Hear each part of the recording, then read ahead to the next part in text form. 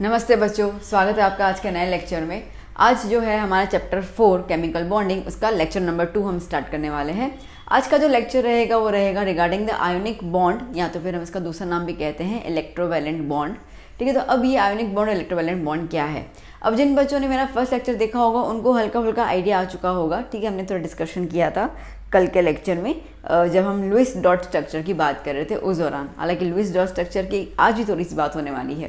तो खैर, अब आयोनिक बॉन्ड क्या होता है, तो अगर सिंपल शब्दों में हम कहते हैं कि जहाँ पर इलेक्ट्रॉन्स का ट्रांसफ़र होता है, ठीक है, जहाँ पे इलेक्ट्रॉन ट्रांसफ़र हो जाते हैं और अपना ऑक्टेट रूल जो है, ऑक्टेट कॉन्फ़िगरेशन जो है जब वो कंप्लीट कर लेते हैं, उस दौरान जो बॉन्ड बनता है that is the ionic bond. Simple शब्दों में मैंने आपको ये चीज़ बताई। ठीक है, तो आयोनिक बॉन्ड के अंदर आज का टॉपिक आयोनिक बॉन्ड या तो फिर इलेक्ट्रोवैलेंट बॉन्ड। ठीक है, ओके। नाउ आयोनिक बॉन्ड के अंदर आपके पास दो चीज़ें होना बहुत ज़रूरी है, एक तो मेटल, ओके, और दूसरा नॉन मेटल, क्योंकि आयोनिक बॉन्ड जो है वो इन्हीं दो चीज़ों से मिलके बनता है। बेसिकली अगर मैं ये कहूँ कि आयोनिक कंपाउंड, ठीक है, मतलब आयोनिक बॉन्ड के थ्रू जो कंपाउंड बनेगा वो कंपाउंड जो है उसमें एक मेटल रहता है और एक नॉन मेटल रहता है। तो इतना तो क्लियर हो गया आप लोगों को कि ये दोनों जो है वो मेटल नॉन मेटल से मिलके बनेंगे। ओके, तो इसमें होता क्या है, इसमें बेसिकली होता है ट्रांसफ़र ऑफ इलेक्ट्रॉन्स। क्या होता है? Transfer of electrons. Electrons transfer होते हैं और ठीक है, जब इलेक्ट्रॉन ट्रांसफ़र होते हैं तो मेटल जो होता है वो इलेक्ट्रॉन को डोनेट करके, ठीक है, डोनेट इलेक्ट्रॉन्स, और वो क्या बन जाएगा, वो बन जाएगा इलेक्ट्रोपॉजिटिव आयन, जिसको हम लोग कहेंगे कैटायन। ठीक है, और जो नॉन मेटल होगा वो क्या करेगा, वो एक्सेप्ट करेगा, तो accepts the electron and forms electronegative ion, ठीक है, जिसको हम लोग कहेंगे एनायन। ठीक है, ये तो बेसिक चीज़ पता ही है हम लोगों को। आइए एग्जाम्पल लेके चलते हैं हम लोग इसको। समझिए कि हम लोग एक मेटल ले लेते हैं Na। ठीक है, अब हमें पता है Na कॉन्फ़िगरेशन क्या है। Na कॉन्फ़िगरेशन होगी 1s2, 2s2, 2p6 and 3s1। ठीक है, ओके। अब यहाँ पे 3s1 में क्या होगा, ये वाला जो होगा एक इलेक्ट्रॉन वो डोनेट कर लेगा। क्यों डोनेट करेगा? क्योंकि उसको अपनी ऑक्टेट कॉन्फ़िगरेशन कंप्लीट करनी है। ठीक है, क्योंकि हमने जब बात किया था लुईस और कॉसेल के कॉन्सेप्ट के बारे में प्रीवियस लेक्चर में, तो मैंने डिस्कस किया था कि उनको ऑक्टेट क्यों कंप्लीट करना है, क्योंकि उनको जो इनर्ट गैस का जो नेचर है, ठीक है, जो नोबल गैस का जो नेचर है, वो बिहेवियर उनको अपने अंदर लाना है। दैट मीन्स कि उनको स्टेबिलिटी चाहिए। ठीक है, स्टेबिलिटी के कारण वो इलेक्ट्रॉन्स को डोनेट करते हैं, एक्सेप्ट करते हैं। नाउ द पॉइंट इज कि कैसे पता चले कौन डोनेट करेगा कौन एक्सेप्ट करेगा। अब बहुत सीधी सी बात है, देखो ये हमारा फर्स्ट शेल है N1, ये फर्स्ट शेल, ये सेकंड शेल हुआ हमारा। ठीक है, ये सेकंड शेल हो गया जिसके अंदर 6 और 2 8 इलेक्ट्रॉन्स मौजूद है, और ये थर्ड शेल है। ठीक है, अब देखो बेटा, अगर ये थर्ड शेल को हमें रखना है तो इसके पास एक इलेक्ट्रॉन है, इसके पास 7 और इलेक्ट्रॉन आएंगे तब जाके स्टेबिलिटी मोड में आएगा। ठीक है, 8 ही चाहिए, शेल नंबर कोई मैटर नहीं करता उनके लिए। तो अब अगर हमें इसको कायम रखना है तो इसके साथ मुझे 7 और इलेक्ट्रॉन जोड़ने हैं, और अगर मैं इसको हटा देती हूँ तो मेरे पास ऑलरेडी 6+2 8 इलेक्ट्रॉन सेकंड शेल में है, तो वहाँ से भी मैं स्टेबिलिटी तो पा सकती हूँ। ठीक है, तो अब आप बताओ टेक्निकली कौन सा बेटर रहेगा। बट ऑब्वियसली एक लूज़ करना ज़्यादा बेटर रहेगा। 7 कहाँ से गेन करेगा। ठीक है, 7 इलेक्ट्रॉन्स गेन करने के लिए एनर्जी उतनी रिलीज भी तो होती है। ओके, चैप्टर 3 में हम लोगों ने देखा था आयनेशन एनर्जी, ठीक है, इलेक्ट्रॉन एफिनिटी, तो इन सब में एनर्जीज भी तो रिलीज होती है। तो अगर वो एक्सेप्ट करेगा तो इलेक्ट्रॉन की एनर्जी रिलीज होगी। कितनी एनर्जी रिलीज कर पाएगा, क्योंकि उसको स्टेबिलिटी के लिए भी तो कुछ एनर्जी चाहिए ना जो संभाले उसको। बात आ रही समझ में? ठीक है, इसके लिए वो 7 इलेक्ट्रॉन तो ले नहीं सकता है, पहली बात। दूसरी बात, उतनी जगह भी तो होनी चाहिए। अगेन आपको अगर लेक्चर याद हो चैप्टर नंबर 3 का इलेक्ट्रॉन नेगेटिविटी और इलेक्ट्रॉन एफिनिटी के बारे में हमने काफ़ी अच्छे डिस्कस किया था, जिसमें हमने कहा था कि एक्सेप्ट करना मतलब कि उसको अपने शेल में रखना, तो उतना वो शेल में रख भी तो पाए। ओके, रिपल्शन होगा, बहुत सारे और फैक्टर्स इसके अंदर काउंट हो जाएंगे। तो इसके लिए सोडियम के लिए वो चीज़ पॉसिबल ही नहीं है। तो उसके लिए सीधा सा रास्ता क्या है? सीधा रास्ता है कि बेटा अपना एक इलेक्ट्रॉन तू डोनेट कर ले, ठीक है, डोनेट कर ले, कर्म अच्छे कर और क्या हो जाए, मोक्ष की प्राप्ति कर ले, मतलब कि ऑक्टेट कॉन्फ़िगरेशन को फिनिश कर ले। बड़ा सिंपल सा बात है। तो यही चीज़ को ध्यान में रखकर, ठीक है, यही चीज़ को ध्यान में रखकर क्या हो रहा है कि Na जो है वो अपना एक इलेक्ट्रॉन जो है वो डोनेट कर देता है, ठीक है, Na अपना एक इलेक्ट्रॉन डोनेट कर लेता है। सो क्या बन गया बेटा, Na प्लस 1 इलेक्ट्रॉन। ओके, अब इसका कॉन्फ़िगरेशन क्या हो जाएगा, 1s2 2s2 2p6, ठीक है, क्लियर। ओके, अब हम बात करते हैं, समझो इसके सामने Cl आता है, Cl का कॉन्फ़िगरेशन नंबर 17 होता है ना, ठीक है, तो क्या हो जाएगा 1s2 2s2 2p6 3s2 3p5, ठीक है, 17 हो गया, गिन सकते हो आप, 2 2 4 4 6 10 10 और 2 12 12 और 5 17। अब इसको एक इलेक्ट्रॉन चाहिए, चलो मान लेते हैं कि Na से ही उसने इलेक्ट्रॉन उधार ले लिया, बोला भाई तू ही दे दे मेरे को इलेक्ट्रॉन, ठीक है, तो इस तरीके से Na का जो इलेक्ट्रॉन है वो Cl के पास आ गया और Cl ने चार्ज कैरी कर लिया, नेगेटिव चार्ज। दैट मीन्स, ठीक है, दैट मीन्स क्या हो जाएगा 1s2 2s2 okay 2p6 3s2 3p6। अब आप देख सकते हो यहाँ पर ये फर्स्ट शेल है कंप्लीटली फिल्ड, ये सेकंड शेल है 6 और 2 8 कंप्लीटली फिल्ड, ठीक है, ये थर्ड शेल है क्या है 5 और 2 7 है ना। अब आप टेक्निकली खुद ही सोचो, ठीक है, कि वो 7 इलेक्ट्रॉन गवा कर सेकंड शेल के हिसाब से अपने को कॉन्फ़िगरेशन कर ले ऑक्टेट का, या तो एक लेके आए और वो कर ले, एक लेना आसान है ना, ठीक है। अब 7 गंवाने के लिए, ठीक है, 7 डोनेट करने के लिए भी तो उसको उतनी एनर्जी मिलनी चाहिए, आयोनाइजेशन एनर्जी, ठीक है, याद है ना वो टॉपिक। तो उसके अंदर क्या होता है कि इलेक्ट्रॉन को अगर मैं रिमूव करना है तो we have to give the heat energy, बात आई समझ में, ठीक है। तो जब हीट एनर्जी देंगे तो उतनी हीट एनर्जी वो एब्जॉर्ब करे और इलेक्ट्रॉन को धीरे धीरे निकाले, वो भी एक बहुत बड़ी बात है। उसके साथ बहुत सारे फैक्टर्स और जुड़ जाएंगे, तो सब फैक्टर्स को ध्यान में रखना है। तो उसके लिए आसान क्या है कि एक इलेक्ट्रॉन सीधा साधा मिल रहा है वो ले लो, बात खत्म कर लो, ठीक है। 7 हैं, एक आ जाएगा, 8 बन गए, मतलब कि ऑक्टेट कॉन्फ़िगरेशन कंप्लीट। अगर मैं इसको सिंपल भाषा में लिखूँ, ठीक है, जो हम लोग 10th में और 9th में करते आ रहे थे, आपके टीचर्स ने करवाया होगा, तो सोडियम का कॉन्फ़िगरेशन कहते हैं 281, ठीक है। यहाँ पे क्या हो जाएगा 28, अब 1 इलेक्ट्रॉन डोनेट कर लिया, ठीक है, पीछे 8 आ गया, डन। इसका कॉन्फ़िगरेशन क्या होता है 287, ठीक है, बोहर के हिसाब से अपन ने किया होगा ना 9th 10th में, और ये क्या हो जाएगा 288, ठीक है, इतना क्लियर हो गया। ओके, अब क्या हुआ, जब इलेक्ट्रॉन्स का आदान प्रदान हुआ इनके बीच में, तो क्या हो गया, एक तरीके का स्टैटिक एनर्जी, ठीक है, एक तरीके का फोर्स अट्रैक्शन, ये इन दोनों के साथ जुड़ गया, और जब दोनों के साथ जुड़ गया तो ये क्या बन गए NaCl। ओके, नाउ शायद कुछ बच्चे ऐसे होंगे, ठीक है, जिनके दिमाग में एक सवाल तो ऑब्वियसली उमड़ रहा होगा, वो ये होगा कि मैम आपने हम लोगों को फर्स्ट लेक्चर में ये बताया कि एलिमेंट्स जो हैं, ठीक है, एटम्स जो हैं, वो अपनी स्टेबिलिटी पाने के लिए ऑक्टेट कॉन्फ़िगरेशन में जाते हैं। ऑक्टेट कॉन्फ़िगरेशन का मतलब ये है कि उनको, ठीक है, उनको 8 इलेक्ट्रॉन उनके आउटर मोस्ट शेल में मिल जाने चाहिए। मैं कह रही हूँ हाँ, बात तो आपकी सही है। तो मैम हमको एक आंसर दीजिए आप। क्वेश्चन हमारा ऐसा है कि अगर वो कॉन्फ़िगरेशन उनका फुलफिल हो जाता है तो फिर वो दोनों आपस में मिलके कंपाउंड क्यों बनाते हैं? जैसे कि मैम आपने यहाँ पे लिखा कि Na+ जो है उसका कॉन्फ़िगरेशन 28 हो गया ना कंप्लीट, ठीक है, यहाँ पे 288 हो गया ना कंप्लीट। फिर इन दोनों को आपस में जुड़ के NaCl बनाने की कहाँ ज़रूरत है? स्टेबिलिटी मिल तो गई इन दोनों को, तो फिर क्यों वो कंपाउंड बना रहे हैं? सवाल बड़ा अच्छा है, जिसके भी दिमाग में आया होगा बिल्कुल सही सवाल है, ठीक है, बात बिल्कुल सही कह रहे हो बेटा। नाउ अब दोबारा मैं कह रही हूँ, आपने अगर 3rd चैप्टर का वीडियो देखा हो मेरा, जिसके अंदर हम लोगों ने ionisation enthalpy and electron affinity की बात की थी, उस दौरान उस डेफिनेशन में मैंने बताया था कि इलेक्ट्रॉन्स को रिमूव करना या इलेक्ट्रॉन्स को ऐड करने के लिए हमें, ठीक है, हमें जो एटम चाहिए होता है, कैसा चाहिए होता है? Isolated neutral gaseous atom. याद आया? नहीं देखा तो वीडियो ज़रूर जाके देखिएगा, डिस्क्रिप्शन बॉक्स में आपको चैप्टर 3 का प्लेलिस्ट का लिंक दिया हुआ है, ठीक है, ज़रूर देखिएगा। सारे के सारे चैप्टर लिंक्ड अप होते हैं ना, ठीक है, मैं दोबारा से कह रही हूँ। तो उस दौरान, ठीक है, मैंने आपको बताया था कि कभी भी किसी एटम में से अगर हमें इलेक्ट्रॉन को निकालना होता है या इलेक्ट्रॉन को ऐड करवाना होता है, तो वहाँ पे वो हमें एटम कैसा चाहिए? हमें एटम चाहिए गैसियस फॉर्म में। तो इसका मतलब ये है कि ये जो हमने एटम में से जो इलेक्ट्रॉन निकाला हम लोगों ने, तो इस दौरान ये Na कैसा है, गैस, ओके।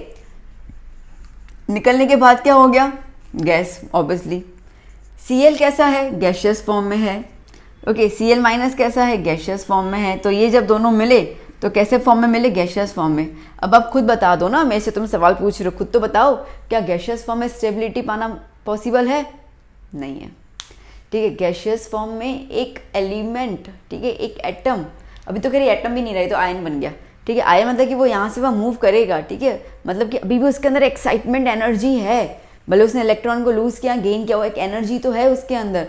तो क्या होगा, तो ये होगा कि भाई वो अभी भी स्टेबल नहीं है। तो स्टेबल कब बनेगा, स्टेबल तब बनेगा जब ये दोनों आपस में जुड़कर, ठीक है, जब ये दोनों आपस में जुड़कर एक कंपाउंड बनाएंगे, और कंपाउंड हमें मिलेगा सॉलिड फॉर्म में। कैसा मिलेगा ये कंपाउंड, सॉलिड फॉर्म में मिलेगा, ठीक है। तो सॉलिड फॉर्म में मिलने के हिसाब से, ठीक है, सॉलिड फॉर्म में मिलने के हिसाब से यहाँ पर स्टेबिलिटी आएगी। बात समझ आई। तो जिन जिन बच्चों के दिमाग में, ठीक है, वो क्वेश्चन घूम रहा था, उनको ये चीज़ पता चल चुकी होगी कि यहाँ पर हम लोग इनको क्यों बनाते हैं। और यही, ठीक है, यही फोर्स के हिसाब से जो हमारे पास कंपाउंड बनता है, इस कंपाउंड को हम लोग कहते हैं आयोनिक, इस कंपाउंड को हम लोग कहते हैं आयोनिक कंपाउंड, ठीक है। क्या कहते हैं हम लोग, आयोनिक कंपाउंड। बात पता चली, समझ में आ गया इतना, okay.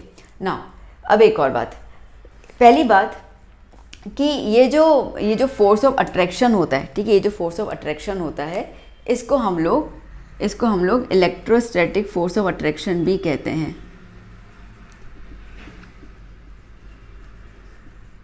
Electrostatic force of attraction, ठीक है। स्टैटिक, देखो इलेक्ट्रो मतलब चार्ज आ गया, तो चार्ज मतलब इलेक्ट्रिसिटी ना, तो चार्ज आ गया। स्टैटिक मतलब कि ये दोनों एक पोजीशन पे फिक्स होते हैं, ठीक है, और उसके हिसाब से उनका जो है वो फोर्स लगता है। अब अगेन आपको शायद पता होगा, ठीक है, एक फोर्स का फॉर्मूला रहता है जो चार्जेस के ऊपर लगता है। तो force is equals to Q1 Q2 upon R square, ठीक है। Q1 is the charge of the first element atom, okay. Q2 is the charge of the second atom and R is the distance between them, ठीक है। अब सीधी सी बात है, आप देख सकते हो यहाँ पे that F is inversely proportional to the distance, मतलब रेडियस। तो सीधी सी बात है, अगर फोर्स गहरा है, ठीक है, फोर्स स्ट्रांग है, तो डिस्टेंस कैसा होना चाहिए, बहुत कम होना चाहिए। इसके लिए आयोनिक बॉन्ड को हम लोग स्ट्रॉन्गेस्ट बॉन्ड मानते हैं कंपाउंड्स के अंदर, इसको काफ़ी स्ट्रांग माना जाता है। The reason behind is that कि जो एटम्स होते हैं वो काफ़ी नज़दीक होते हैं, काफ़ी क्लोज होते हैं एक दूसरे के, जिसकी वजह से उनका फोर्स ऑफ अट्रैक्शन जो है वो काफ़ी स्ट्रांग रहता है। तो नज़दीक आ गया मतलब रेडियस कम हो गया, डिस्टेंस कम हो गया, तो फोर्स ऑफ अट्रैक्शन ऑटोमेटिकली ज़्यादा हो गया। क्लियर हो गया, ये पॉइंट समझ में आ गई, ओके। ना एक और चीज़ जो मुझे बतानी है, और वो ये है कि हम लोग, आपने शायद बहुत बार बुक्स देखे होंगे, आप कभी भी इस तरीके से नहीं देख सकते हो, ठीक है। आप कभी भी इसको NaCl ऐसे नहीं लिख सकते हो, ठीक है, क्योंकि बॉन्ड नहीं बनता है। बात समझना, ठीक है, बॉन्ड नहीं बन रहा है, दो इलेक्ट्रॉन के बीच शेयरिंग नहीं हो रही कि हम उनके पीछे बॉन्ड बनाएंगे। ये फोर्स है, फोर्स पता ना, हम सिर्फ उसको फील कर सकते हैं, ठीक है, फोर्स को हम सिर्फ फील कर सकते हैं। तो NaCl या कोई भी आयोनिक कंपाउंड जब होगा, तो आप उसके अंदर इस तरीके से बॉन्ड नहीं बना के रिप्रेजेंट कर सकते हो। बहुत माइन्यूट सी चीज़ें हैं, ठीक है, शायद किसी का ध्यान भी नहीं जाता होगा इन चीज़ों पर, बहुत माइन्यूट सी चीज़ें। तो हम लोग डायरेक्टली कंपाउंड लिख देते हैं, we can represent like this, okay, ठीक है। तो इस तरीके से रिप्रेजेंट नहीं करेंगे। आई होप आपको इतना क्लियर हो गया है ना, ओके। चलो अब हम लोग बाकायदा जो आपके बुक में डेफिनेशन दी हुई है आयोनिक बॉन्ड की, उसको हम लोग पहले लिखते हैं, और इसको लुईस डॉट स्ट्रक्चर से कैसे रिप्रेजेंट करना है वो देखते हैं, ठीक है। तो पहले आप इतना लिख दीजिए प्लीज़। आइए बच्चों भी डेफिनेशन देख लेते हैं हम लोग। क्या डेफिनेशन है इसका? डेफिनेशन ऐसा है, when a bond is formed by complete transfer of electrons from one atom to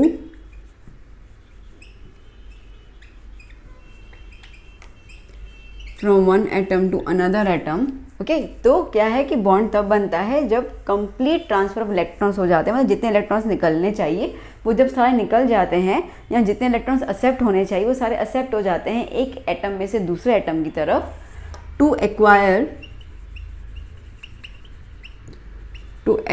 it's octet और डुप्लेट। अब पता है ना, जैसे लिथियम है, ठीक है, हाइड्रोजन है, वो डुप्लेट में जाते हैं, ठीक है, मतलब 2 चाहिए उनको, बाकी तो ऑक्टेट कॉन्फ़िगरेशन में। सो टू एक्वायर इट्स ऑक्टेट और duplet configuration and achieve nearest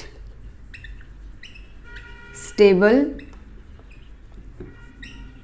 inert gas configuration, ठीक है, जो भी नज़दीक का इनर्ट गैस होगा, ठीक है, उसका कॉन्फ़िगरेशन जब वो अचीव कर लेते हैं, उस तरीके के बॉन्ड को हम लोग बोलते हैं, ठीक है, उस तरीके के बॉन्ड को हम बोलते हैं आयोनिक बॉन्ड।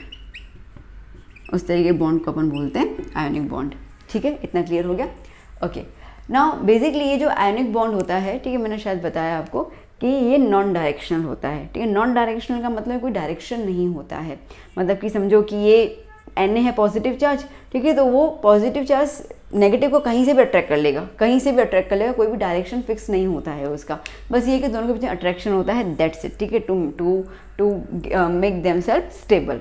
ओके, तो कोई डायरेक्शन नहीं होता है। तो अगर ऐसा कुछ हो, कभी आपसे पूछ लें ऐसा कि whether it is an direction और नॉन डायरेक्शनल, तो आयोनिक या जो भी आप कहेंगे इलेक्ट्रोकोवेलेंट बॉन्ड, ठीक है, इज़ नॉन डायरेक्शनल। ठीक है, इनका कोई भी डायरेक्शन नहीं होता है, नॉन डायरेक्शनल।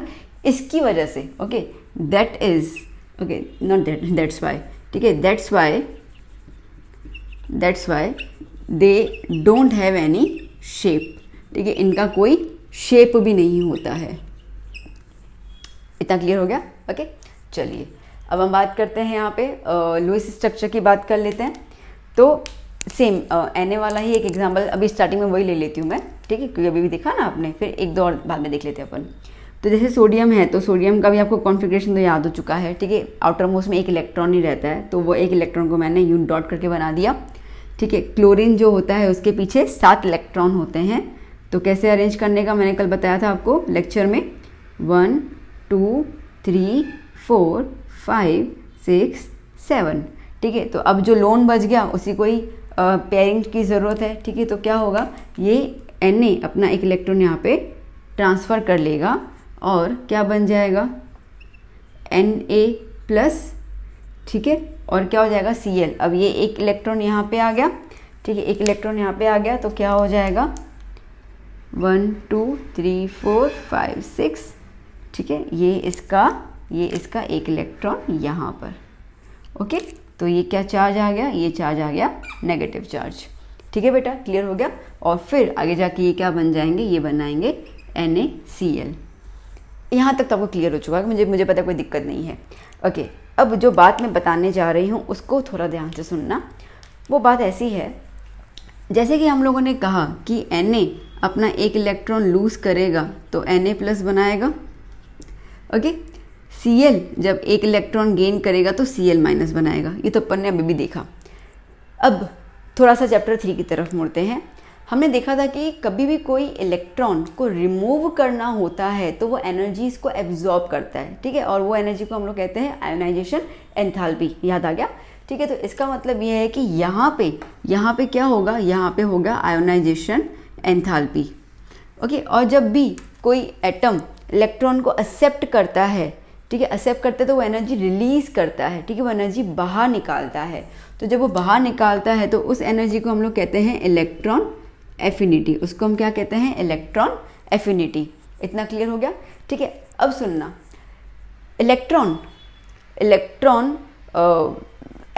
ठीक है, एटम जो है जब इलेक्ट्रॉन को बाहर निकालेगा, लूज़ करेगा, तो जितनी कम एनर्जी ले उतना ज़्यादा अच्छा। ठीक है, जितनी कम एनर्जी ले उतना ज़्यादा अच्छा, क्योंकि एनर्जी ज़्यादा लेगा तो एक्साइटेड फॉर्म में आ जाएगा ना। ठीक है, तो इसके लिए उसको कम एनर्जी लेनी है। तो वो वाले एलिमेंट्स ज़्यादा स्टेबल होते हैं। आयोनिक कंपाउंड में भी स्टेबिलिटी अलग अलग रहती है सबकी। ठीक है, वो एलिमेंट्स ज़्यादा स्टेबल होते हैं जिनका आयोनाइजेशन एंथैल्पी की वैल्यू जो होती है वो लेस होती है। ठीक है, लेस एनर्जी एब्जॉर्ब करते हैं वो वाले। ठीक है। और ई में उल्टा, जितनी एनर्जी रिलीज करेंगे, लेके जाओ भाई, लेके जाओ, एनर्जी बाहर निकालेंगे उतना ज़्यादा वो स्टेबल हो जाएंगे, ठीक है। जितनी एनर्जी बाहर निकालेंगे, सोचो ना बॉडी में बहुत ज़्यादा एनर्जी है, ठीक है, क्या करूँ क्या करूँ क्या करूँ, तो काम करते करते मैं एनर्जी रिलीज़ करूँ, रात तक आते आते क्या थक जाते हैं हम लोग। अब नहीं, अब हमको सोना है, ठीक है। दैट मीन्स कि हम वहाँ पे एक तरीके की स्टेबिलिटी ले लेते हैं, ठीक है। अब हमें सोना है, क्योंकि अपने पूरे दिन में जो काम किया, आप बहुत सारी एनर्जी आपने निकाल दी। तो उस दौरान जब Cl इलेक्ट्रॉन को लेगा, कोई भी एक एटम जब इलेक्ट्रॉन को एक्सेप्ट करेगा, तो उस दौरान वो एनर्जीज को निकालेगा। और E जितना ज़्यादा रिलीज करेगा, okay, have more energy release, ठीक है। जितना ज़्यादा वो एनर्जी रिलीज करेगा उतना ज़्यादा अच्छा, क्योंकि उतना जल्दी वो स्टेबल होगा, ठीक है। क्योंकि अभी आप और देखने वाले हैं कि हर एक कंपाउंड का आयोनिक कैरेक्टर अलग अलग होता है, ठीक है, और किस फैक्टर डिपेंड करता है वो सब देखने वाले हैं, तो ये चीज़ ध्यान दे देना। अब जैसे ही, ठीक है, जैसे ही ये Na और Cl आपस में जुड़कर जब कंपाउंड बनाएंगे, तो कंपाउंड बनाने में आसान थोड़ी है, ठीक है। कुछ ना कुछ तो एनर्जी तभी भी लिबरेट होगी ना, तभी तो वो आपस में मिल सकते हैं, तभी तो आपस में बॉन्ड बनेगा उनका, ठीक है। तभी तो वो ना ज़्यादा नज़दीक होंगे ना ज़्यादा दूर जाएंगे एक दूसरे से, एक स्टैटिक पोजीशन मेंटेन करेंगे। तो वो उस दौरान, ठीक है, कंपाउंड्स बनने के दौरान वो कुछ एनर्जी को रिलीज़ करते हैं, ठीक है। तो वो जब एनर्जी को रिलीज़ करते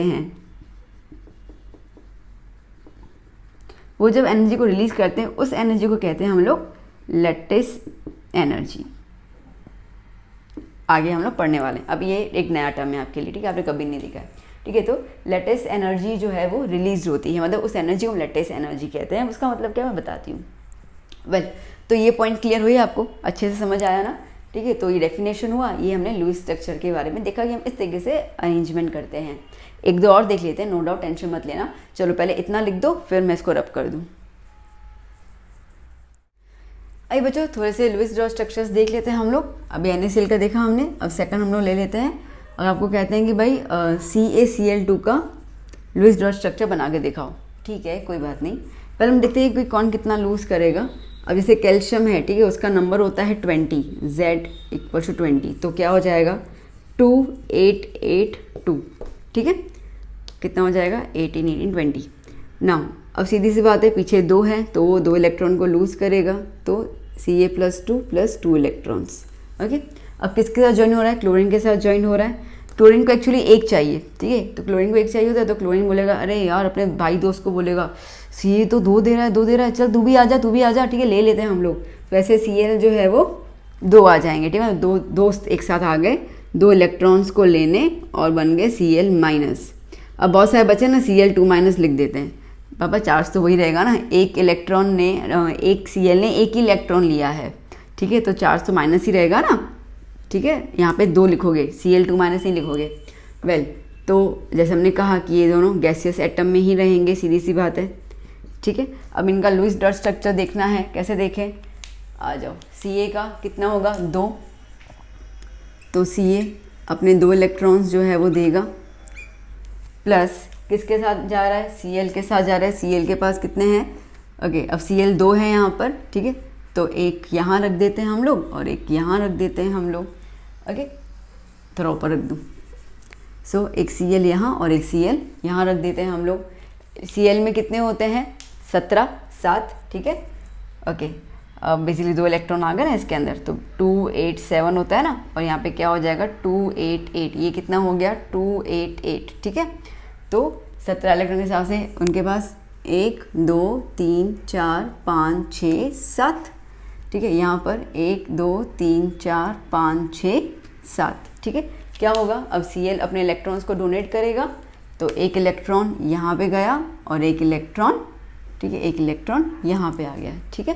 तो क्या हो जाएगा, ये हो जाएगा Ca2 +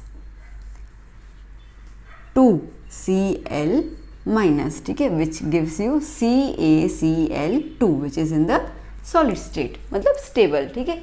ये यहाँ पर भी अनस्टेबल रहता है, लाइक गैस फॉर्म में है, अनस्टेबल, और ये आपको मिलेगा स्टेबल,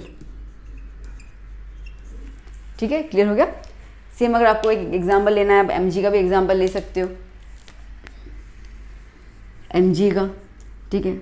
मैग्नीशियम कितने होते हैं उसके अंदर, 12 इलेक्ट्रॉन होते हैं, तो 282, ठीक है। अगेन क्या करेगा, 2 इलेक्ट्रॉन लूज कर लेगा, +2 इलेक्ट्रॉन। समझो ऑक्सीजन इसके सामने आ रहा है, ठीक है, ऑक्सीजन आ रहा है, उसका होता है 8, तो कॉन्फ़िगरेशन क्या हो गया 2,6। कितने चाहिए, 2 इलेक्ट्रॉन चाहिए उसको।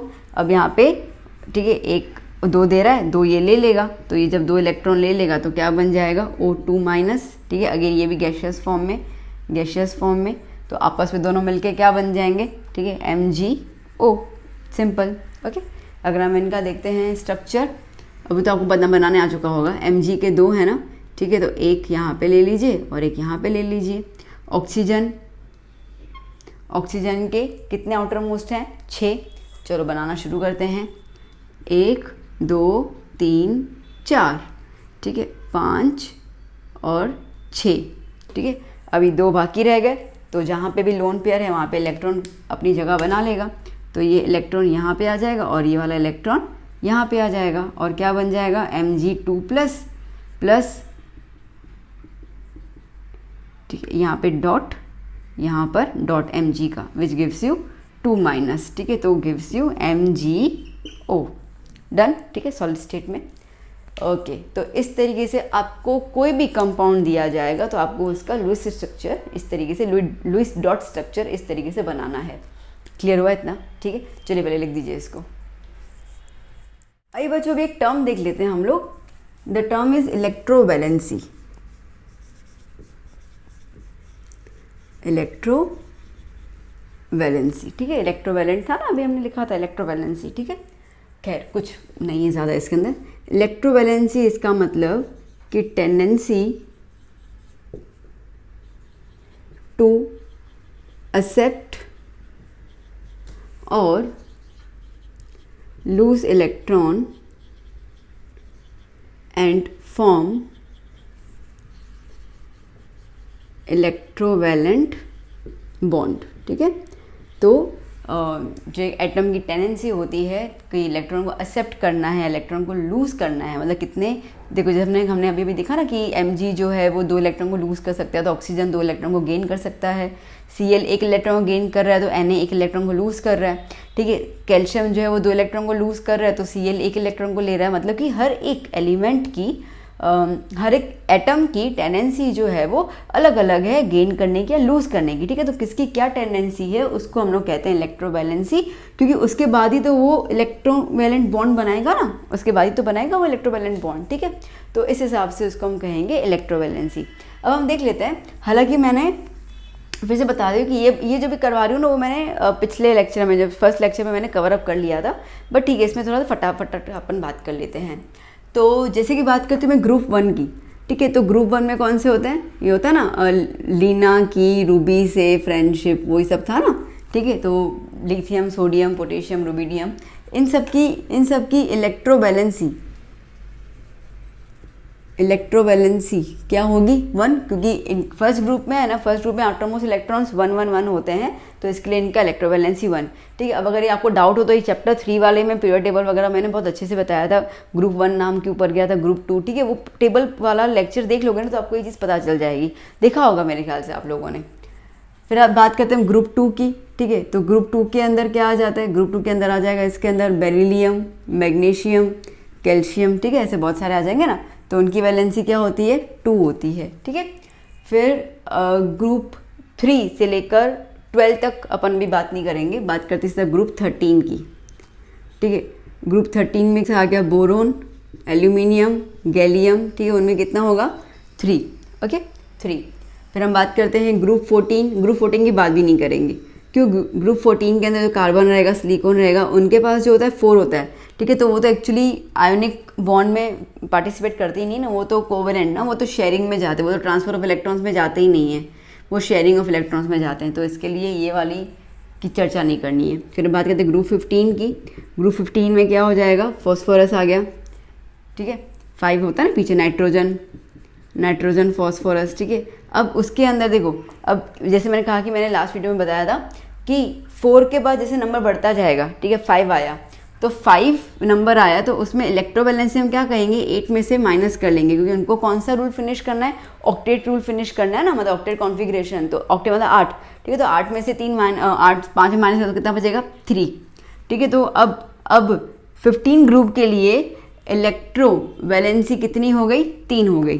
ठीक है, ग्रुप 16 की बात करते हैं हम लोग यहाँ पे, ऑक्सीजन वगैरह जो ग्रुप है उसमें क्या आ जाएगा, उसमें नंबर क्या होता है पीछे 6 होता है ना। ठीक है, तो क्या हो जाएगा यहाँ पर 8 - 6, इसका मतलब कि 2।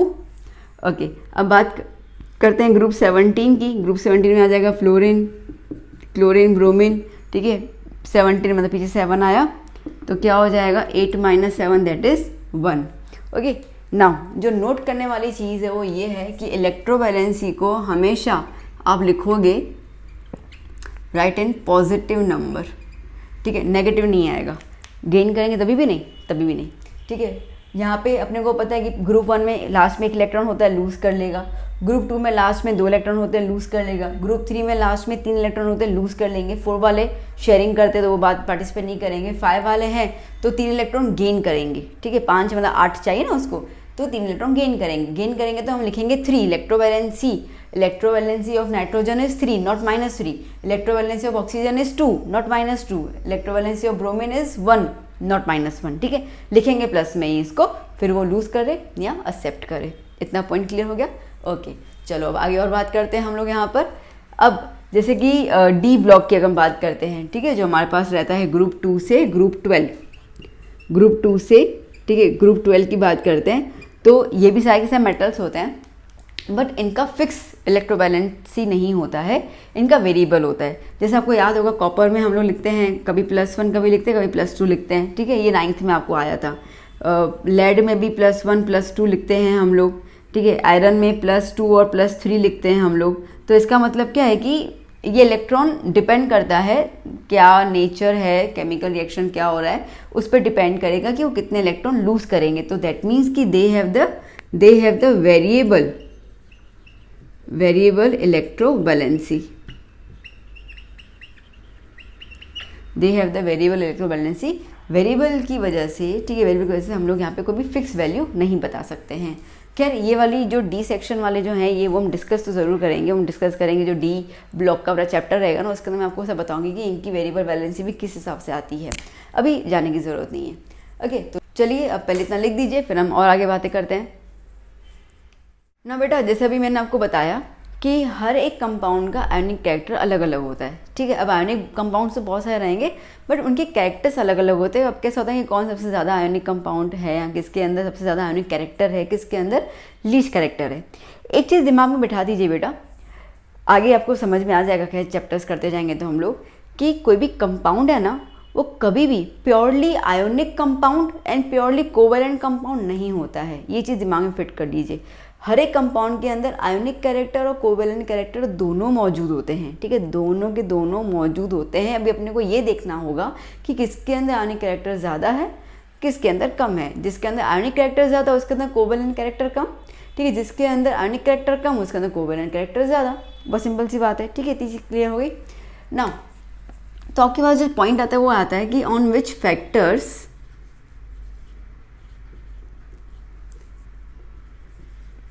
on ionic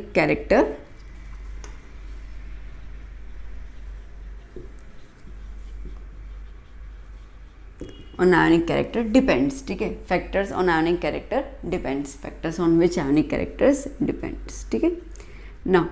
जैसे बहुत सिंपल सी बात है, एक ही सेंटेंस में लिख दूंगी, मेटल और नॉन मेटल पे तो डिपेंड करता है, और किस पे डिपेंड करेगा, क्योंकि कंपाउंड जो है, ठीक है, वो बनता तो मेटल नॉन मेटल से ही है। इतना तो क्लियर हो गया अपने को। ओके, अब क्या होगा कि जहाँ पर मेटेलिक कैरेक्टर ज़्यादा, आयोनिक कंपाउंड स्ट्रॉन्गर। ठीक है, आयोनिक बॉन्ड स्ट्रॉन्गर। जहाँ पे नॉन मेटेलिक कैरेक्टर, ठीक है, ज़्यादा, वो भी क्या हो जाएगा, स्ट्रॉन्ग। मतलब कि जितना ज़्यादा स्ट्रॉन्ग मेटल कैरेक्टर लेंगे हम लोग, जितना ज़्यादा स्ट्रॉन्ग नॉन मेटल कैरेक्टर लेंगे हम लोग, उतना ही ज़्यादा आयोनिक कैरेक्टर या आयोनिक बॉन्ड जो होगा वो स्ट्रॉन्गर होगा। बात समझ आई। देखो एग्जाम्पल ले लेते हैं अपन। ठीक है, जैसे आपसे पूछा जाएगा which of the following has more ionic character. ठीक है, किसके अंदर आयोनिक कैरेक्टर ज़्यादा है। तो जैसे कि आपको एग्जांपल दे दिया इन्होंने, समझो KCl, KF, KBr KI, ठीक है। अब देखो, अब इसके अंदर ये के मतलब मेटल तो सेम ही है, तो उसकी तो कोई टेंशन है नहीं। अब है क्या इसके अंदर, ये ClFBrI, ये जो है वो 17 ग्रुप के एलिमेंट्स हैं। अगर मैं इनको अरेंज करूं तो मुझे याद है FClBrI ऐसे अरेंज करते हैं हम लोग उनको, ठीक है। अब हमें पता है कि ये ग्रुप में जब हम नीचे की तरफ जाते हैं, तो नीचे की तरफ जब हम जाएंगे तो क्या हो जाएगा, मेटेलिक कैरेक्टर जो है वो इंक्रीज होता जाएगा और नॉन मेटेलिक कैरेक्टर डिक्रीज होता जाएगा। इतना तो क्लियर है। इसका मतलब यहाँ पर, ठीक है, यहाँ पे नॉन मेटेलिक कैरेक्टर क्या है, ज़्यादा है, क्योंकि हम बात तो नॉन मेटल की कर रहे हैं ना ये, ठीक। ClFBr है तो नॉन मेटल, तो इसके लिए उसकी बात कर रहे हैं, इसको मिटा दो। चलो, तो जैसे हम ग्रुप में नीचे की तरफ जाएंगे नॉन मेटेलिक कैरेक्टर डिक्रीज होता जाएगा, तो दैट मीन्स कि फ्लोरीन जो है वो ज़्यादा नॉन मेटेलिक कैरेक्टर पोजेस करता है। तो उसके हिसाब से क्या हो जाएगा कि Kf जो है वो उसके अंदर हाईएस्ट नॉन मेटेलिक कैरेक्टर है, तो बेस्ड ऑन दैट उसके अंदर मोर आयोनिक कैरेक्टर दिखाई देगा। फिर क्या आ जाएगा, KCl, फिर क्या आ जाएगा, KBr, ठीक है, फिर क्या आ जाएगा, Ki। समझ आया, ठीक है। इस तरीके से आप एक और एग्जांपल ले सकते हैं, जैसे कि हम लोग बात करते हैं यहाँ पर LiCl, NaCl, KCl, RbCl मतलब रुबिडियम क्लोराइड, ठीक है, इस तरीके से। नाउ अब यहाँ पे आप देखो तो नॉन मेटल सारे के सारे सेम है ना, ठीक है, नॉन मेटल सारे के सारे सेम है। तो अब कहाँ पे चेंज आ रहा है, मेटल में चेंज आ रहा है, ठीक है। मेटल को हम देखते हैं तो अगर ग्रुप में हम जाते हैं तो क्या हो जाएगा, लिथियम, सोडियम, पोटेशियम, रुबिडियम, हमें पता है, ठीक है, कि अगर आप नीचे की तरफ आते हैं तो मेटेलिक कैरेक्टर इंक्रीज होता जाता है, ठीक है, मेटेलिक कैरेक्टर जो है वो इंक्रीज होता जाएगा। इसका मतलब कि रुबिडियम जो होगा उसके अंदर हाईएस्ट मेटेलिक कैरेक्टर होगा, ओके। तो अगर मेरे को इसको अरेंज करना, कैसे अरेंज करूँगी, RbCl इज ग्रेटर, मतलब कि has more ionic character than KCl, then NaCl, okay, then LiCl। समझ आया, ठीक है। तो इस तरीके से क्वेश्चंस तुमको पूछ सकते हैं। तो सिंपल आयोनिक कैरेक्टर किस फैक्टर पे डिपेंड करेगा, तो आयोनिक कैरेक्टर मेटेलिक कैरेक्टर और नॉन मेटेलिक कैरेक्टर दोनों में डिपेंड करेगा। जितना ज़्यादा दोनों कैरेक्टर होंगे उतना ही ज़्यादा स्ट्रॉन्ग आयोनिक कैरेक्टर आपको कंपाउंड में नजर आएगा, ठीक है। इससे क्या होता है ना, इससे ये होता है कि जितना ज़्यादा हमारा कंपाउंड जो भी हमारा बनेगा, ठीक है, हमारा जो आयोनिक कंपाउंड बनेगा, मैंने अभी बताया आपको कि आयोनिक कंपाउंड जब फॉर्म्ड होता है, स्टेबल होने के जब सॉलिड फॉर्म में कन्वर्ट हो जाता है, तो उस दौरान वो लैटिस एनर्जी को रिलीज़ करता है, ठीक है, लैटिस एनर्जी को रिलीज़ करता है। तो जितनी ज़्यादा लैटिस एनर्जी रिलीज़ करेगा उतना ही ज़्यादा वो स्ट्रॉन्ग कंपाउंड बनाएगा, मतलब उतना ही ज़्यादा बॉन्ड जो होगा वो स्ट्रॉन्ग होगा, ठीक है। तो अब सीधी सी बात है, जितनी ज़्यादा एनर्जी वो रिलीज़ करेगा, अगर उस कंपाउंड को तोड़ना होगा तो उसको हमें उतनी ही ज़्यादा एनर्जी देनी पड़ेगी, समझ ना, ठीक है। जितनी एनर्जी रिलीज़ कर रहा है बॉन्ड बनाने के लिए उतनी ही हीट देनी पड़ेगी उसको तोड़ने के लिए। तो जितनी ज़्यादा हीट देंगे मेल्टिंग पॉइंट हाई हो गया, है ना, मेल्टिंग पॉइंट हाई हो जाएगा, बॉइलिंग पॉइंट तो नहीं, ठीक है, अब मेल्टिंग पॉइंट की बात करते हैं। तो मेल्टिंग पॉइंट हाई हो जाएगा, तो मेल्टिंग पॉइंट जब हाई होगा तो विच इंडिकेट्स कि वो सॉलिड कैसा है, स्ट्रॉन्ग सॉलिड है, ठीक है। तो वो स्ट्रॉन्गेस्ट हुआ, बात समझ आई। तो अब इसको लेकर हम बात करते हैं प्रॉपर्टीज ऑफ आयोनिक कंपाउंड्स की। जो आयोनिक कंपाउंड होते हैं उनके अंदर जर्नल क्या क्या प्रॉपर्टीज अपने को देखने को मिलती है। तो चलो पहले इतना नोट डाउन कर लीजिए। तो अभी हम स्टार्ट करते हैं जर्नल प्रॉपर्टीज।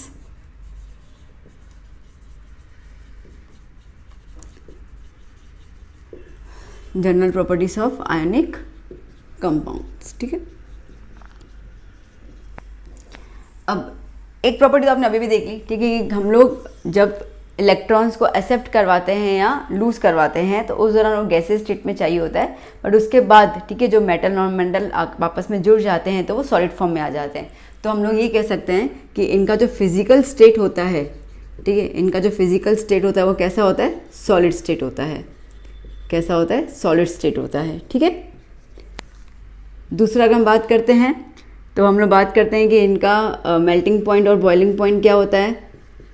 तो मैंने अभी जस्ट बताया कि यहाँ पर जो लेटिस एनर्जी, ठीक है, लेटिस एनर्जी जो निकलती है, जो एनर्जी निकलती है ड्यूरिंग द लेटिस स्ट्रक्चर, क्योंकि अपने को पता है, ठीक है, सॉलिड स्टेट में रहेगा, पर उसका स्ट्रक्चर कैसा होगा, उसका स्ट्रक्चर होगा लेटिस स्ट्रक्चर, ठीक है, लेटिस स्ट्रक्चर। इसका मतलब क्या, देखो इसका मतलब ये होता है कि एक सोडियम को, ठीक है, 6 Cl जो है वो घेर के बैठे होते हैं, 1 2 3 4 5 6 ऐसे घेर के बैठे होते हैं, ठीक है। और एक Cl को 6 सोडियम घेर के बैठे होते हैं। ऐसे करके पूरा स्ट्रक्चर बनता है जो इस तरह के क्यूबिक फॉर्म में रहता है, ठीक है। ऐसे करके अपने पास रहता है,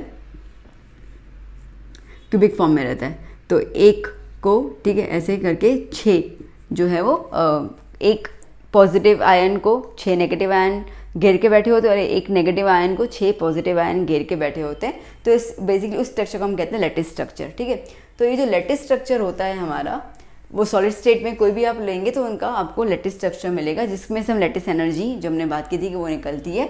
अब ये जो स्ट्रक्चर होता है ना, उसके अंदर जो एनर्जी, ठीक है, निकल जाती है, तो सारे के सारे जो एलिमेंट्स हैं, ठीक है, वो एटम्स हैं, वो आपस में बहुत ज़्यादा कंबाइंड हो जाते हैं, बहुत ज़्यादा स्ट्रांगली एक दूसरे के नज़दीक आ जाते हैं, जिसकी वजह से उनको तोड़ने के लिए हमें काफ़ी ज़्यादा हीट एनर्जी देनी पड़ती है। तो सीधी सी बात है, इनका मेल्टिंग पॉइंट और बॉइलिंग पॉइंट क्या होगा? High. Okay, so they have the high melting point and boiling point. Okay, अब बात करते हैं हम लोग सॉल्युबिलिटी की। सॉल्युबिलिटी मतलब कि डिज़ोल्व होना, ठीक है। अब डिज़ोल्व होने की बात यह है, तो कोई भी आयोनिक कंपाउंड्स होते हैं ना बेटा, कोई भी आयोनिक कंपाउंड्स, ठीक है, आयोनिक कंपाउंड्स को ब्रेक करने का जो काम करता है वो बेसिकली पोलार सॉल्वेंट्स करते हैं, ठीक है। पोलार सॉल्वेंट्स, पोलार सॉल्वेंट्स इसका मतलब क्या है?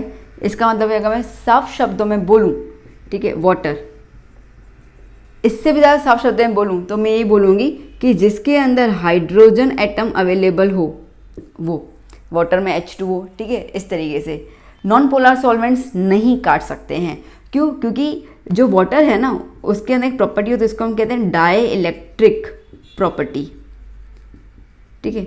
ये डाई इलेक्ट्रिक प्रॉपर्टी वाटर के अंदर बहुत ज़्यादा हाई होती है, जिसकी वजह से वो इन दोनों के बीच का जो फोर्स ऑफ अट्रैक्शन है, इलेक्ट्रोस्टैटिक फोर्स है, उसको धीरे धीरे कमज़ोर कर लेता है और फिर उसको तोड़ देता है। इसके लिए तो आप देखना, नमक जो है ना वो पानी में डिज़ोल्व हो जाएगा आराम से, ओके। बट यहीं पे आप अगर ऑयल लो, घर पे ऑयल है ना, ठीक है, ऑयल में आप नमक डालो, घुमाओ, उसको डिज़ोल्व हो ही ना। आप ऑयल को गर्म करो फिर देखो डिज़ोल्व होगा, तब भी नहीं होगा, ठीक है। तो oil basically, oil is the non polar solvent, ठीक है। आप कैरोसिन ले लीजिए, बेंजीन ले लीजिए, अल्कोहल, कुछ भी आप ले लीजिए, उसका आप नमक डालो, वो डिज़ोल्व नहीं होगा, पानी के अंदर चुटकियों में डिज़ोल्व हो जाता है, ठीक है। तो प्रैक्टिकल तो अपन ने देखा हुआ, प्रैक्टिकल है अपना ये। तो जो पानी होता है उसके अंदर हाइड्रोजन बॉन्ड होता है, दैट मीन्स कि हाइड्रोजन एटम होता है, और वो हाइड्रोजन बॉन्ड की वजह से उनके अंदर प्रॉपर्टी आती है dielectric property, that means the property which has a tendency to break down the ionic bond, ठीक है। इसके लिए यहाँ पर आयोनिक कंपाउंड्स की सॉल्युबिलिटी जो है वो पोलर सॉल्वेंट्स में होगा, ओके। नॉन पोलर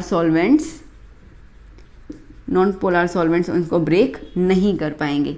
एग्जाम्पल में क्या हो गया, ठीक है, कैरोसिन ले लो, पेट्रोल ले लो, बेंजीन ले लो, घर का खाने का जो एडिबल ऑयल है वो ले लो, कुछ भी आप ले लो, चलेगा, ठीक है। क्लियर हो गया? ओके, एक और प्रॉपर्टी की बात करते हैं हम लोग यहाँ पे,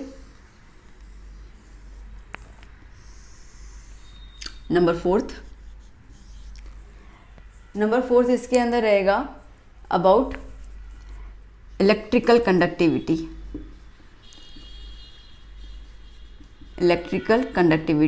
ठीक है।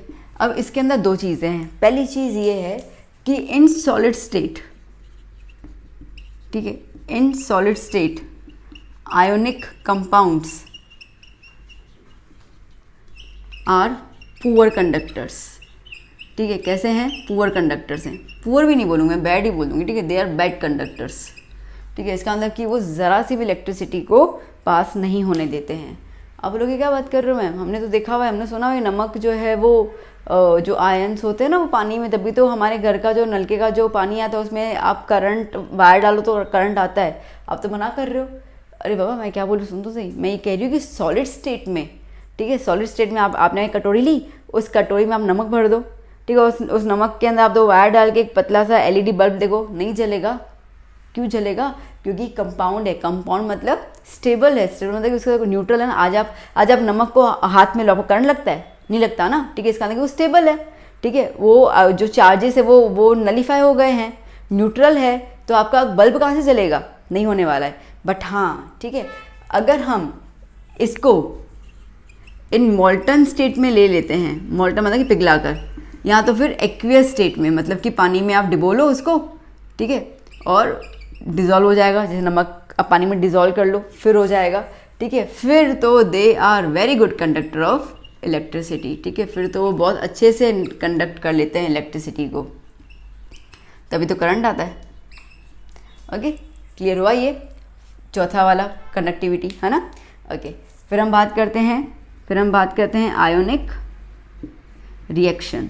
आयोनिक रिएक्शन, अब रिएक्शन है ना बेटा, कोई भी आयनिक रिएक्शन जो होता है, मतलब कि आयंस के बीच में रिएक्शन होता है, बहुत फास्ट होता है, ठीक है, बहुत फास्ट होता है। यहाँ पे क्विकली मैं लिख दूंगी, यहाँ बहुत फास्ट रिएक्शन हो जाता है, मतलब कई बार तो इसको हम ऑब्जर्व भी नहीं कर पाते, तो जल्दी रिएक्शन हो ही जाता है। जैसे एग्जांपल ले लेते हैं हम लोग कि आपके पास NaCl है और AgNO3 है, ठीक है। अब देखो आप NaCl में क्या होता है, Na प्लस और Cl माइनस, ये चार्ज रहेगा। ओके, AgNO3 में क्या हो जाएगा, Ag प्लस और NO3 माइनस, ये चार्ज रहेगा। तो क्या होगा, ये पॉजिटिव चार्ज इस नेगेटिव चार्ज के साथ कंबाइन हो जाएगा, NaNO3, ठीक है, और Ag जो है वो Cl के साथ हो जाएगा, AgCl। क्लियर हुआ। अब आपने यही चीज़ जो है वो 10th स्टैंडर्ड में देखी होती है, जब हम डबल डिस्प्लेसमेंट रिएक्शन की बात करते हैं, याद आया होगा, बस ये वही है, ठीक है। जो आपने 10th में डबल डिस्प्लेसमेंट रिएक्शन किया, उसको हम लोग 11th में आयोनिक रिएक्शन कहते हैं, क्योंकि आयंस के बीच में रिएक्शन होता है। अब सीधी सी बात है, AgCl जो है वो क्या हो जाता है, प्रेसिपिटेट, मतलब कि सॉलिड फॉर्म में नीचे बन जाता है। और हमेशा याद करना कि कभी भी किसी भी कंपाउंड के अंदर, किसी भी रिएक्शन के अंदर अगर प्रेसिपिटेट बनता है, तो वो प्रेसिपिटेट जो होता है वो वाला रिएक्शन हमेशा फास्ट होता है, ठीक है, क्विक होता है, बहुत जल्दी से हो जाता है, और उसको हम कहते हैं आयोनिक रिएक्शन। कोलन वगैरह में बहुत टाइम लगता है, उसको हम आराम से ऑब्जर्व कर सकते हैं, ठीक है, इनको ऑब्जर्व नहीं कर सकते हैं, ठीक है। तो ये कुछ 5 प्रॉपर्टीज़ हैं of the ionic compounds. I hope आपको समझ में आ चुका, क्लियर, ठीक है। चलो पहले लिख दो इसको,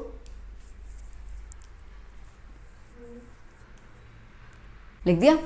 ओके, सो यहाँ पर आयोनिक कंपाउंड, आयोनिक बॉन्ड, ठीक है, उसके बारे में हमने डिस्कशन किया। आई होप कि आपको पूरा लेक्चर समझ में आ चुका होगा। कोई डाउट वगैरह है तो ज़रूर आप कमेंट सेक्शन में पूछेगा, I will answer it.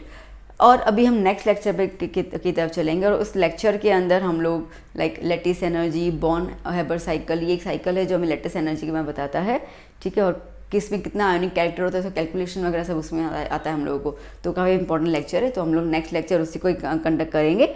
Till then ये अच्छे से लिख लेना, और टेक्स्ट बुक में यहाँ तक ज़रूर रीड कर लेना, जैसे मैंने हर बार कहती हूँ, मैंने लास्ट टाइम भी कहा था, ठीक है। टेक्स्ट बुक रीड करने की एबिलिटी अपने अंदर इंक्रीज़ करो, और 15-15 मिनट, ठीक है, 20-20 मिनट निकाल के जितना अपन लेक्चर देखते जा रहे हैं, उस लेक्चर को आप पूरा टेक्स्ट बुक के अंदर रीड करते जाओ, तो आपको मार्क करते करते पॉइंट्स भी याद हो जाएंगे, लिखा भी है, कंपेयर भी कर रहे हो, तो चीज़ें दिमाग में फिट हो जाएंगी। लेक्चर अभी देखा है ना, तो अभी करोगे, ऐसे नहीं लेक्चर अभी देख लिया, अभी हम ठीक है रात को 9 बजे बैठ जाते हैं, 10 बजे बैठ जाते हैं, ना गैप मत डालो। लेक्चर देखा और तुरंत टेक्स्ट बुक लेके बैठो, तो क्या होता है ना कि आपके दिमाग में वो चीज़ें 100% रिटेन हो जाती हैं, ठीक है। अगर आप लेट करोगे तो उतनी चीज़ें भूलते जाओगे, फिर पता चला कि फिर से आप वीडियो देख रहे हो, ठीक है। हालांकि आप दोबारा वीडियो देखोगे तो भला मेरा होने वाला है, मेरे व्यू काउंट होंगे, ठीक है, बट फिर मजाक कर रही हूँ, मैं आपके भले की बात करूँगी। आप दोबारा जब वीडियो देखोगे तो क्या होगा, फिर से एक टाइम आप स्पेंड कर रहे हो, फिर आप टेक्स्ट बुक रीड करोगे, इज़ बेटर अभी के साथ करते जाइए, ओके। और वीडियो कैसा लगा है ज़रूर मुझे कमेंट कीजिए, आप कमेंट करते ही नहीं है, ज़रूर कमेंट कीजिए, बताइए मुझे कि वीडियो कैसा लगा। हम मिलेंगे नेक्स्ट लेक्चर में, अपने फ्रेंड्स को वीडियो ज़रूर शेयर कीजिएगा आपको अगर सही लगता है तो। Till then keep learning, keep study, bye bye, take care.